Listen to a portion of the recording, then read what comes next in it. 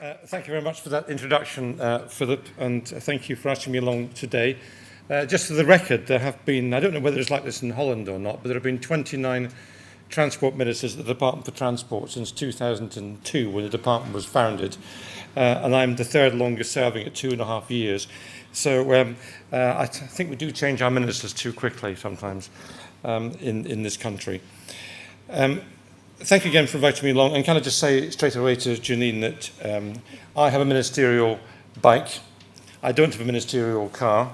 Not all my colleagues are quite as enlightened, but I'm working on them as we go through our policy of trying to make sure our cities are as green as possible.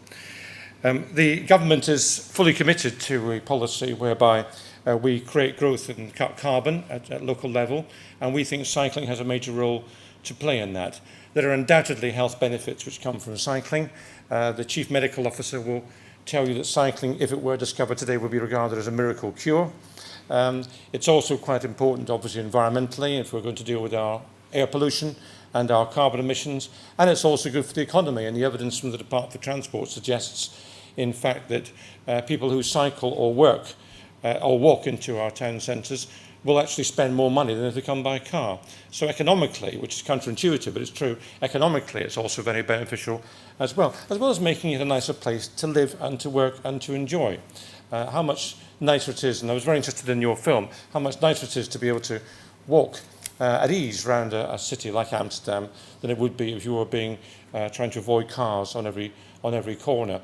We've got some way to go, I have to say, to catch up with Holland. Delighted the ambassadors here as well today. Some way to go, and I think Holland leads the world when it comes to cycling. So the idea that we can learn from Holland is undoubtedly one which is true, and one which I'm very keen to take advantage of. When I was able to visit Amsterdam, I had a great time cycling around the city, albeit it was raining. And I had a great time looking at Leiden as well, where there's fantastic infrastructure. And going to the main station at Leiden and seeing, in fact, the same number of bikes parked there as you would see cars parked at railway stations in this country was a real revelation for me, and shows what can be done with some imagination. So we start, in all humility, some way behind Holland in terms of where we got to, but the good news is that matters are improving. We've seen, for example, a 20% increase in cycle trips since 2001. We've seen now a big boost to cycling, which has come from a number of different sources. It's come from the Olympics, which have been tremendously successful for the UK in cycling terms. Of course, from the Tour de France as well, where again it's been very successful for the UK and encouraged people to get on their bikes. From the work which has been done here in London by the Mayor and Transport for London, and I doubt you'll hear more about that in a short time, and it shows what can be done in a capital city to start from quite a low base. So all those things are useful and good, and of course there's been the excellent campaign from the Times newspaper, which may have started out of a sad incident, but nevertheless it's been very useful in generating a great deal of interest in cycling, which carries on, and I'm grateful to that particular paper for the work it's done to keep cycling on the agenda nationally. There is no doubt there's a great potential for the increase in the number of journeys undertaken by bike. 50% of car journeys are between 1 and 5 miles. 16% of them are between 1 and 2 miles. So the idea that you have to wear yourself out on a bike is simply not true. There are a lot of short journeys people could be making by bike. And indeed, one of the reasons I have a ministerial bike and not a ministerial car is not simply because I want to help the environment and keep myself fitter than it would otherwise be. It's all relative, isn't it? But because if you want to get around central London, it's crackers, frankly, to get a ministerial car. What is the point of that? You can get from A to B far more predictably in terms of journey arrival time by walking, by cycling, or indeed, if you have to go a longer distance, by the underground system. The idea of getting in a car and being stuck in a traffic jam seems to me not a very sensible use of anyone's time, whether you're a minister or otherwise. So this is good common sense. And one of the great developments I'm seeing is now that people who are working, for example, in the City of London, are now saying to their employers, they're headhunting them and saying, come and earn lots of money with our particular merchant bank or whatever it may be, And they're saying, well, I might come and work for you, but what's your cycle facilities like? I want to be able to park my bike, have a shower when I get there. And people now on very high incomes, actually, in some cases in the city and elsewhere, are now demanding proper cycle facilities for themselves before they take the job. And that's a really useful development. And it's making people shift their mindset. Cycling is not, it never was, but for some people, cycling used to be something you couldn't do, something you did if you hadn't got a car. It's not that at all. It's actually the mode of choice, and it should be the mode of choice in many circumstances. You were almost right, Philip, about your story about Lewis, your memory of that. But it was the implication that if I was an MP turning up, I would turn up in a car. And there was a parking space for me there with a bollard stopping someone else going into it. There was nowhere to put my bike.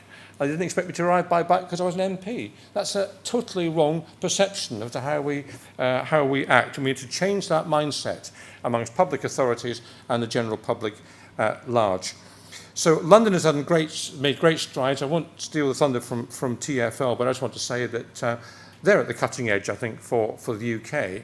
And people around the UK are looking at what London's doing to see what they can learn from London to roll out their good practice. Now, you've got this campaign, Love London, Go Dutch, and a number of key points. I want to just address those very briefly. Safety first. We do have to make sure that people regard cycling as safe, and indeed it is safe. Obviously, there are significant accidents which do occur sometimes, but I don't want to give the impression that cycling isn't safe. Cycling is a safe activity. What's not safe, actually, is spending your time in a car, not getting fit and shortening your life because you leave yourself more vulnerable to heart conditions and everything else that comes with a sedentary lifestyle. So it's actually much safer in personal health terms to be cycling than to not. But it's right that we address particular issues with cycle safety. That's why, for example, we've allocated the Department for Transport £30 million to deal with dangerous junctions, £15 million for London and £15 million for elsewhere in the country. That's something which the Times has been pursuing. And I'm using cycle groups, and I agree we have to involve those who are cyclists themselves in identifying where best to spend that money outside London to tackle those junctions. I've also made it possible now for Trixie mirrors to be installed at junctions across the country, and this has been very useful in dealing with one particular problem, which is lorries and HGVs and buses turning left and catching cyclists on the inside, which is a major, major problem, and the ability of councils to use Trixie mirrors has now been given to them by me, and I hope very much that councils up and down the country will now be rolling those out and installing them where there is a particular problem. I've made it easier for councils to introduce 20-mile-per-hour speed limits in their areas. I've reduced the bureaucracy and all the regulation that goes with that to try to get speeds down in our town and city centres. We're reviewing our other regulations to see what else we might do and to make it easier for traffic regulation orders to be introduced as well by local councils to try and take these things forward. And of course, I've introduced with my colleagues something called a local sustainable transport fund, a brand new concept, and people talk about shortage of money and cuts. This is £600 million for a fund that never existed before this government came in, and that's been tremendously well received. Every single eligible council in the country has bid for it, and there are 96 projects going ahead, most of which have got cycling elements in them.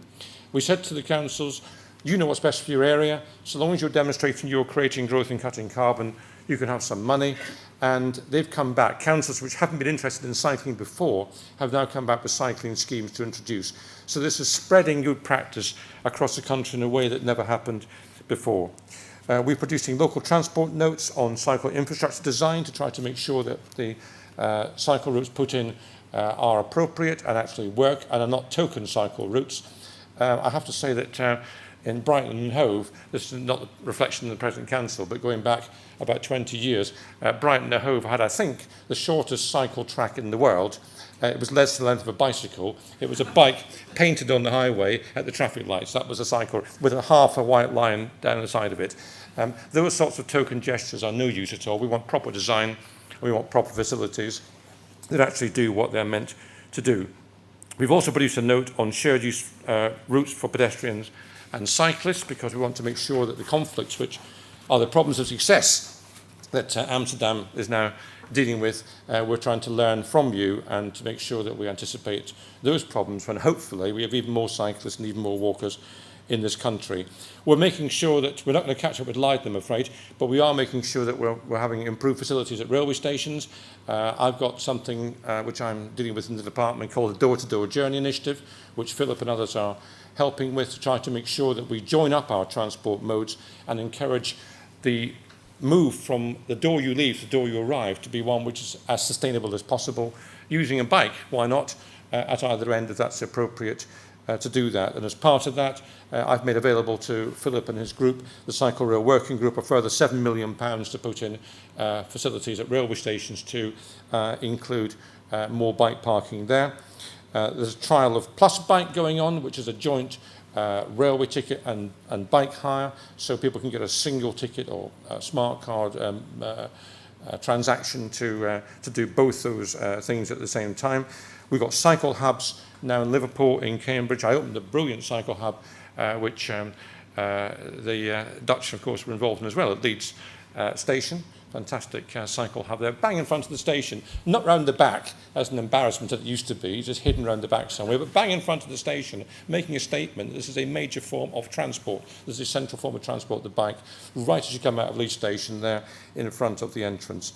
The Cycle Rail Toolkit was being developed to try to make sure we join up cycle and rail even more.